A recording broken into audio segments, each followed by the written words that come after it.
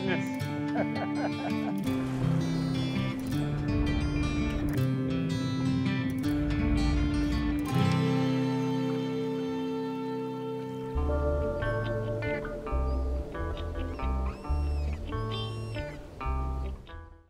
This is definitely a new adventure for real time. We're heading up to Northwest Florida, the Chattahoochee, Sneads area. We're gonna be getting on the Apalachicola River and we're gonna be looking for some catfish. This week we're gonna be fishing with Glenn Flowers. This guy is the catfish guru. Been following him on social media. He fishes tournaments, you know, a club organizer. This guy lives and breathes catfish. Talking to Glenn, he said this Apalachicola area is the place to come to look for all three species. There's the flathead, the blue cat, and the channel cat. Honestly, I have no idea what the difference is, but we're gonna find out. God, what a beautiful morning. Just made the drive up here, sitting up here in northern Florida, close to the Georgia, Florida, Alabama corner there. And Catfish Glenn Flowers. I got you Catfish Glenn in the Glenn phone. Flowers, some people call me Cat Hunter. Cat Hunter. And what are we gonna be doing? What do we got going on here? Something different for me. Today we're gonna be going to look for some blue cats and flatheads, specifically flatheads down here on the Apalachicola River. This river runs for 112 miles all the way down to the Apalachicola Bay. Starts up here at the Jim Woodruff Dam, and we're going to be focusing brush piles. We're going to be fishing some heavy timber, and flatheads is going to be the targeted species. You got your big grouper tackle here, and that's what it's going to take to get some of these big catfish out of their holes. You told me to bring the big gears, all the conventional stuff. This is something. I mean, these fish actually get triple digits. Some of these. Oh yeah, catfish. some of these catfish, they'll reach up well over 100 pounds. That is crazy. And they showed up here in 1982. They started out in the Flint River. They worked their way down. They jumped through the dam, and it took them less than 10 years to dominate this river. People are coming from all across the country to come to Florida for catfish. That's Who would have thought? Crazy. Unbelievable. How neat. Well, I'm glad I made it up here. I'm excited to get out. Let's get on it. Let's go. One. I don't think we could have picked a colder time to come. It is absolutely freezing. I did not bring enough clothes. I come from South Florida. I'm up in North Florida, which is pretty much just a different world. When I left South Florida, it was 72 degrees. It was in the high 20s up in this area. So we're talking about 40 to 50 degree temperature swing with a 6-hour car drive. Absolutely incredible. But you know what? It's a unique opportunity, something totally different for us. And I'm excited to get out here and really see what this catfishing is all about. How far up current are we going to be of it? Not too far. Look at that, all that. They get down in there and all that stuff, huh? Mm-hmm. That's where they hide. Wow. So what we want to do, take that tail off. Go right along that spine. Butterflies, huh? Yep. That's a skipjack herring. I go many a miles to catch these things. Now if a blue comes along, blues are freight trains. When they hit that thing there, you're gonna swear that rod's gonna explode when he hits it. So let's see if we can get this other one rigged for one of them takes it down. The borders of this river, some places, they're 100-foot cliffs that are just rock walls leading down right to the water. There's fallen trees and timber and old bridges. It's just such a unique area. I know I'm in for a great day. I think you got him, load him up. Yeah, he's swimming toward you. See the line going slant? Yeah. There you go. Kitty cat. He's on. What we got? God, weird. You got a bowfin. Not a catfish, huh? That's not a catfish. What in the world is that That thing? is a prehistoric bowfin. You grab the dip net here. You don't want to touch him. He's got teeth in his mouth like a shark. Really? Thing jumps like a tarpon? Oh yeah, jump. Looks like half like a mullet. That thing looks like a cross between a catfish and a mullet. I don't know. I think I got it. Look at him biting that thing. Very powerful mouth he's got. Trippy looking. Now these are just a bycatch, obviously. Right. Look at the tail on, like he's been like and this down is at the bottom or and something. this is a female. When the males, they'll usually have a big spot right here like a peacock bass. And when in the springtime, when they go into get ready to pre-spawn, they turn almost an iridescent rainbow color. Look, it almost looks like it's been spawning. Look at the tails in the brush. Or is it naturally that red color like that, or is that torn up? It's just torn up. He tried to run you in something. Let's get this one back in the water. God, never know what you're gonna catch out here. Well, it wasn't my catfish, but it was cool. Yeah, they're neat fish. Real-Time Florida Sportsman is brought to you by Penn. Let the battle begin.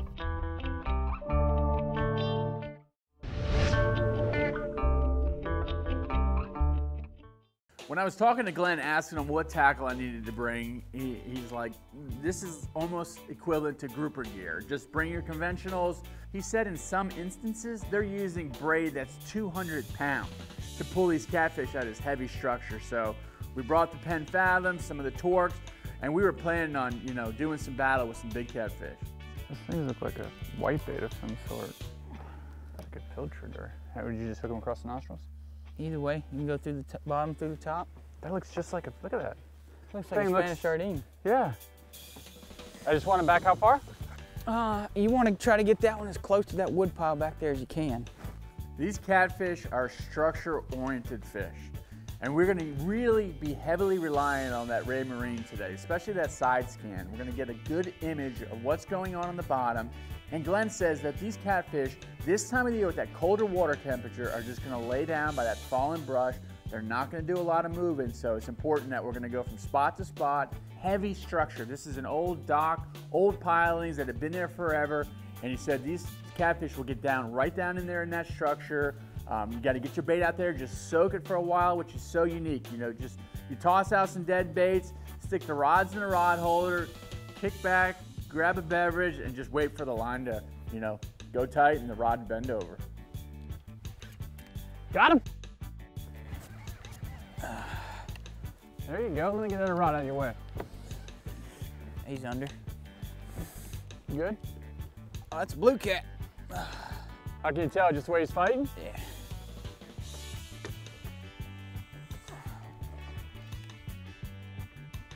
Ooh-wee. Yeah. Size to him? Yeah. Ain't a bad one. That didn't take us long. We've switched spots. And sometimes that's all it takes, just a quick little move, and when you're on them, you're on them.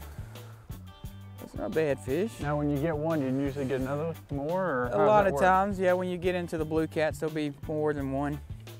Blue cats tend to be more of a schooling fish. There you go, you're getting one over here. Is that the average size, or what would you say on this that's one? about average. I'll get the rod for you. Look at that thing. Wow. How cool is that? That's a blue cat now. Yep. Icterloris fricatus, blue cat. You can hear the noises he's making. Yeah, and that's coming from his pec fins right here. It's actually grinding bones together. I see that. Yep, he's grinding bones in there. That first section we weren't getting bit on, it was time to move. Right, you get off that stretch river and go down and find a little more productive. 9-0 trocar right in the corner of the mouth, man. Oh, Soaking it got that bait on the bottom. Got him good too. Let's get this guy back in the water. Look at that gut. You know, and he's probably feeding on, look at that. Oh my God, huge old belly. He's down there just soaking up the shad and everything. Cool, good job, man.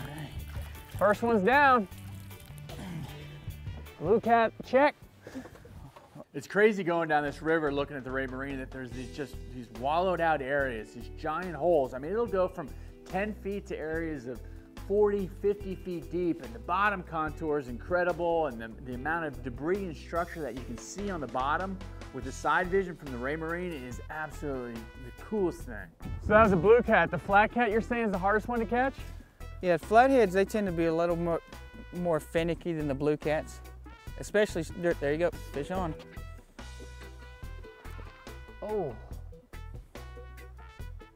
He hit it and just thumped it and dropped and just leave it there? Yep, that's generally a flathead area right through here, but the flatheads are a little more finicky than the blue cats, mainly because they're nocturnal.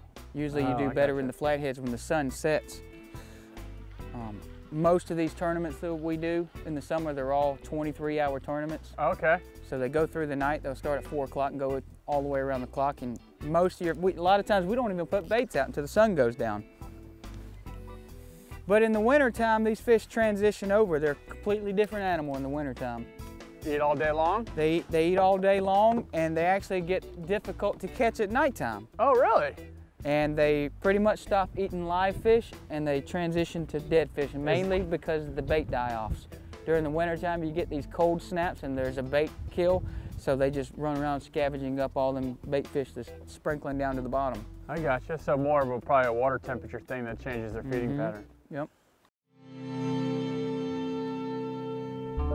Real-Time Florida Sportsman is brought to you by Eagle Claw Trocar, the sharpest fish hooks in the world.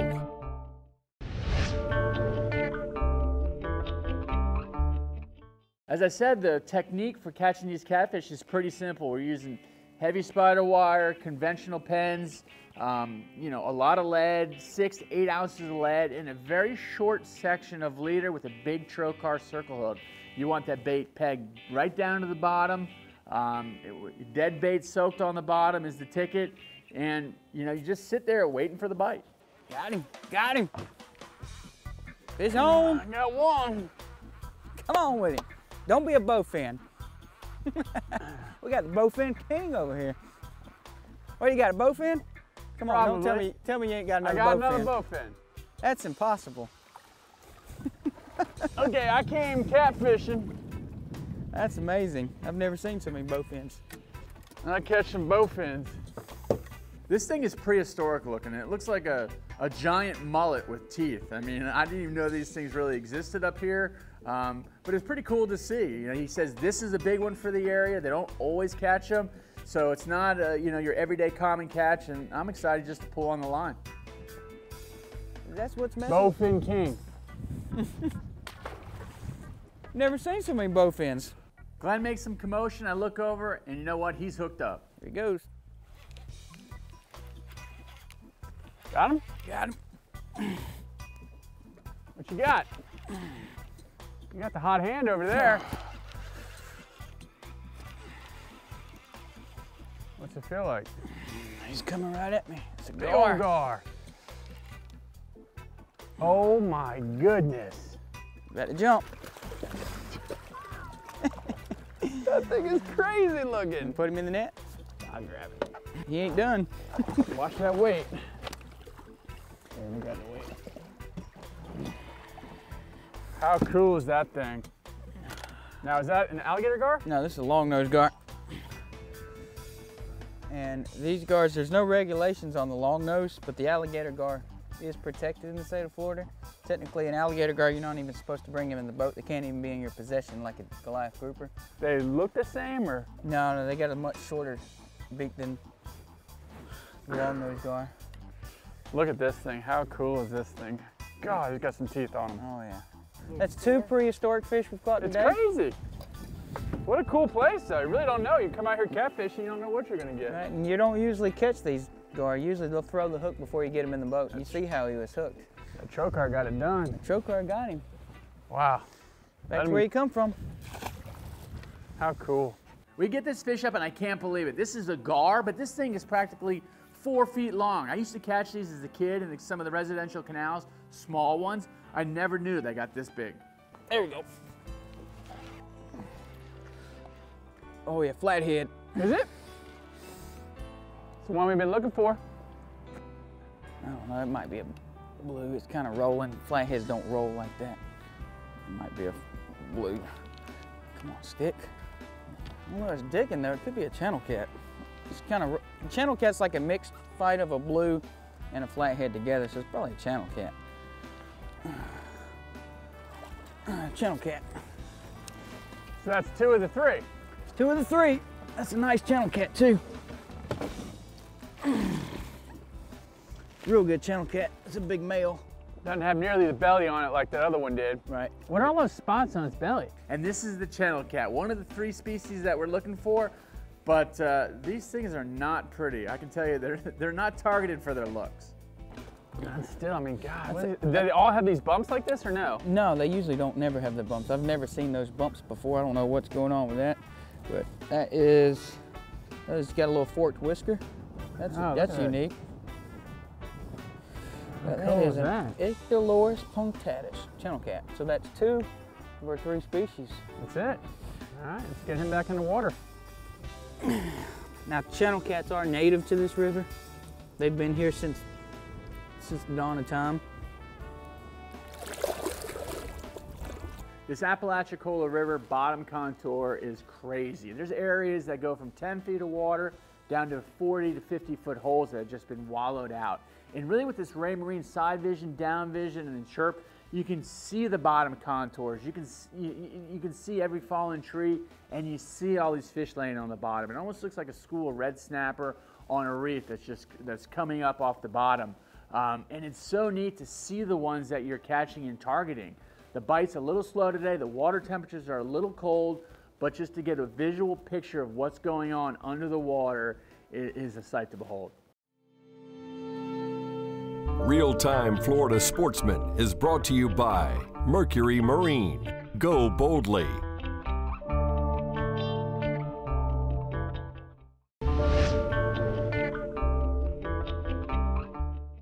This is really a unique area. We're right at the headwaters of the Apalachicola River, right where it meets Lake Seminole. And there is a giant lock here, a giant dam system that they regulate the flow of water into Apalachicola River. And apparently, you know, these temperatures are colder, these catfish are known to come way up in here looking for bait, and hopefully we've timed this right. I got one. Got one. What's it feel like? Nice one. Ooh. I had a bite too. Oh, I got a good fish on, guys. You got a good one? I got a good one. Oh, yeah. Oh. This is a pretty good fish here. We're definitely gonna need to put the net on this one. Oh yeah? Oh, yeah. Let me get the other rod out of your way, you okay? I'm good. We get up to the dam, get set up, and Glenn hooks into a good fish. There's some substantial weight to this one. I know this is the best fish of the day. It's kind of beefy, kind of flathead fighting. Be weird to catch a flathead out here. That's what he's feeling like. Oh! Look at that blue. That's a blue? That's a blue. Jeez. Dude, that thing is a tank. They're right here by the dam the whole time. Look at the size of this thing. Oh, it'll fit in the net. Oh, there we go. That's a good size one, right? Yeah. Oh! Oh! Let's find a spot to lay this monster. Wow. All right. That thing is a tank. This is why we came. This is a quality fish, respectable fish. It's amazing for me to just be used to these small little catfish that I've caught in the past, to see this giant catfish. Jeez, All right, here we go. Blue, is that that's a big That's one a big- or an average one? That's a little bit above average blue cat, probably 35 pounds, maybe close to 40. Are those good eating or no? Nah, we turn these big boys. Man, that's a Look good at the belly fish. on this thing. Doesn't have all the bumps that the other one had. Right. This is a big, healthy male, and he just lost a real good blue just a second ago. These things are as round as they are long. It almost reminds me of a Goliath grouper, you know, in fresh water. Just fat thing that you just, you know, just picture them sitting down on the bottom, you know, behind this structure, just eating all day long, getting a big fat belly. Probably a good 40 pounder here. We're gonna put this one back in the water and try to get another one. Yeah, let's get that one back in there. Oh, what a stud. Man. Look Made at the a head mess on of that the thing. boat. Woo! Awesome, dude. I had one too, man. I'm stoked to try to get one. Oh, yeah. Woo. At the moving water around this dam, you look off on the surface and you see these gar. I mean, you see them, they're almost, you see their fins come out of the water. They almost roll up like a tarpon. They're half coming out of the water, and the bite is so unique when you get one. You know it. Fish on. Nice. Got him? Yep. Big fish. We'll need that really big net that we brought. You brought a net that I've only seen in drawings. I didn't think they existed. That's a dinosaur net, you know. That net dates back to 64 billion years ago, back in the Cretaceous period. We dug that net up. You're gonna land dinosaurs with that net. You for got sure. it opened up and ready? Oh, I need it? Oh yeah. Oh yeah. It has been a grind. Oh my God, it's a giant gar. Oh no, it's not a blue. Look at the size of this gar. I just gotta grab that thing. That thing is so cool. This thing is big. Oh my God. That thing, talk about primitive.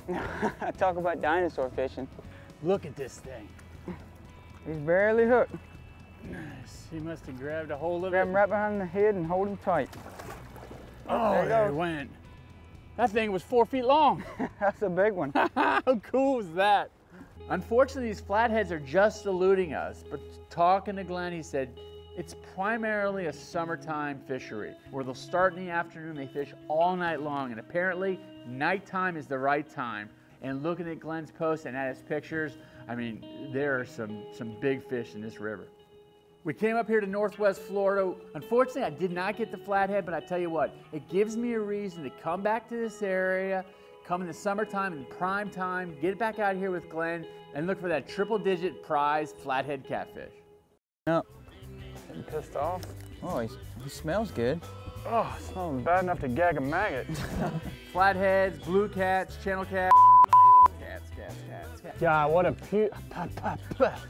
Glenn, that thing is ugly as... It is. I don't even know what to say. Oh, you nasty fish. Really?